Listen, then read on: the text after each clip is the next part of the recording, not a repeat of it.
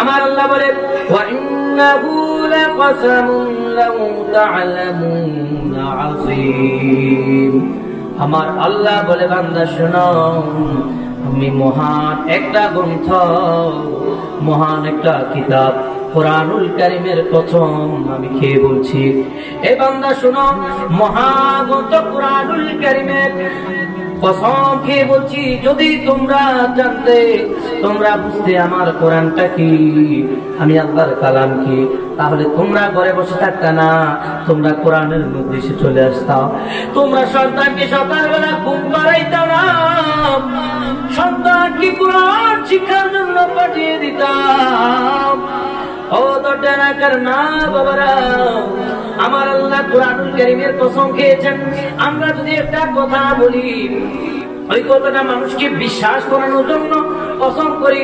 আমার আল্লাহ কয়, আমার বান্দাগুলা এত নাফরমান, আমি আল্লাহ রাব্বুল আলামিন এতবার বলেছি, 82 বার নামাজের কথা বলেছি, ঠিক মতো নামাজ আদায় করে না, যাকাতের কথা বলেছি, নবীর ভালোবাসার কথা বলেছি, আউলিয়া কেরামের মহব্বতের কথা বলেছি, সদকার কথা বলেছি, আলিম উলামায়ে কেরামের মর্যাদার কথা বলেছি। আমার বান্দাগুলা শুনে না। তবে শোনো, ইন্নাহু লাকুরআনুল কারীম, এটা হচ্ছে মহাগ্রন্থ আল কোরআনুল কারীম।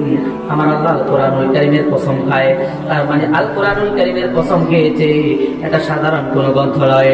এই কোরআনুল কারীমের সাথে যার সম্পর্ক লেগে যায়, যার তাল্লুক লেগে যায়, তার জীবন দাবি হয়ে যায়। ও আমার তোটা এলাকার মা বাবারা, আপনাদেরকে আমি একটু বুঝিয়ে যাই, একজন হাফিজে কোরআনের, একজন আলেমের মর্তবা কেমন, একজন হাফিজে কোরআনের মর্তবা কেমন। যেমন একটা কাঠের সাথে আপনার ঘরে 30 পারা কোরআন যখন লেগে যায়, ওই শুকনা কাঠকে আপনি আর কাঠ বলেন না, রেহাল শরীফ বলেন। ওইটা কে পর্যন্ত আপনি তাজিম করেন, সম্মান করেন কি করেন না? আরে বাবা বলেন, করেন কি করেন না? ঠিক তেমনি যে মা দুনিয়ার জমিনে একটা হাফিজে কোরআনকে পয়দা করেছে, গর্ভে ধারণ করেছে, বাবা সন্তানকে লালন পালন করেছে, হাসরের ময়দানে আমার আল্লাহ রাব্বুল আলামিন হাফিজে কোরআনের মা, আলেমে দ্বীনের মা বাবা তো মাহরুম করবে না। জোরে বলেন সুবহানাল্লাহ।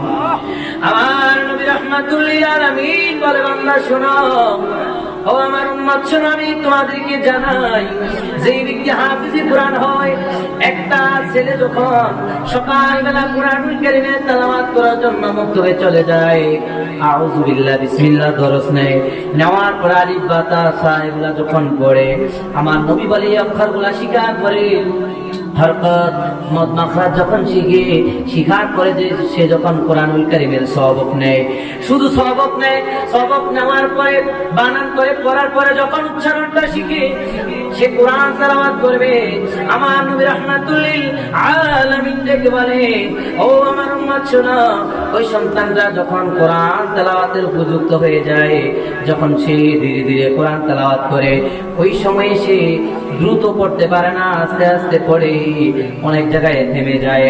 এই সন্তানটা যখন কোরআন তেলাওয়াত করে, ওই সময় আমার আল্লাহ রাব্বুল আলামিন তার মা বাবার জীবনের গুনাহগুলো মাফ করে দেয়।